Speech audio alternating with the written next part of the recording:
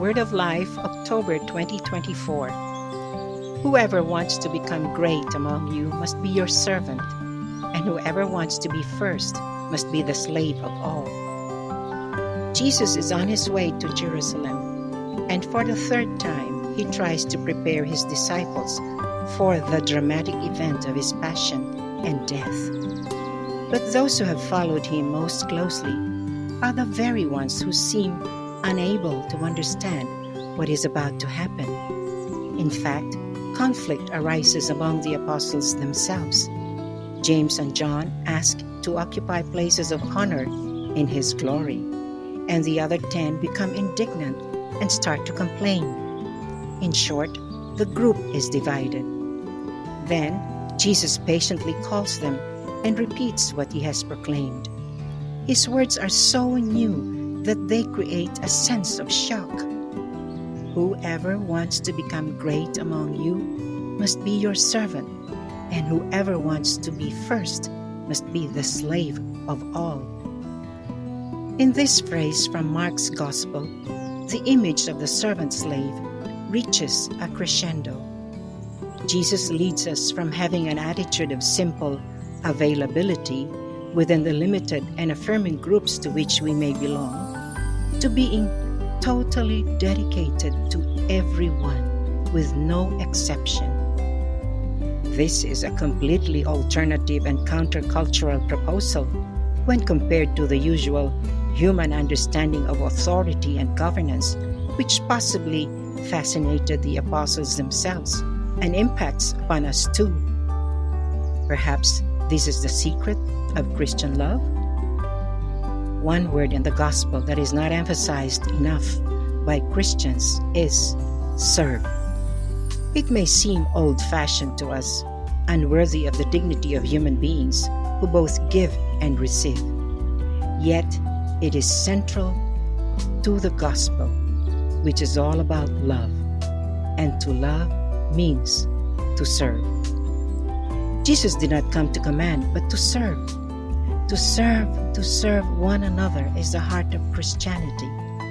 And whoever lives this with simplicity, and everyone can do so, has done all that is necessary. Doing so ensures that people do not remain alone, because since love is the essence of Christian life, it spreads like fire. Whoever wants to become great among you must be your servant, and whoever wants to be first must be the slave of all. The encounter with Jesus in his word opens our eyes, just as it did for the blind man Bartimaeus, whose story is found immediately after this word of life. Jesus frees us from our narrow vision and allows us to contemplate the horizons of God himself, of his plan for new heavens and a new earth. Jesus washed the feet of others, and by his example overturned the often rigid practice in society and even in religious environments of relegating the task of practical service to a certain class of people.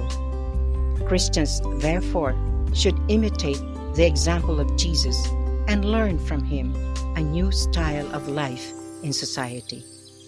This means being a true neighbor to each person we encounter, whatever their social or cultural condition may be.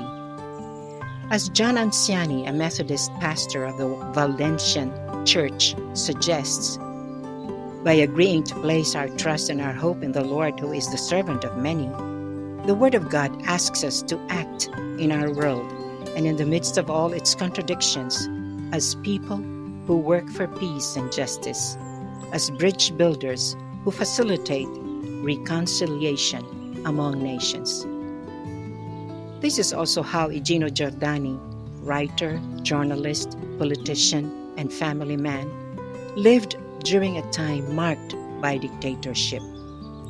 To describe his experience, he wrote, "Politics is in the most dignified Christian sense a servant and must not become a master. Nor should it abuse, dominate, or dictate. Its function and dignity is to be of service to society, to be charity in action, to be the highest form of love for one's homeland.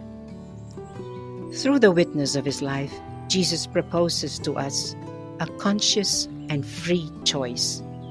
Rather than living closed in on ourselves and our own interests, we are asked to live the life of the other person, feeling what they feel, carrying their burdens, and sharing their joys. We all have small or large responsibilities and spheres of authority. These may be in the field of politics or in other areas of society, such as within our families, schools, or faith communities. Let us take advantage of our places of honor to put ourselves at the service of the common good, creating just and compassionate human relationships with everyone.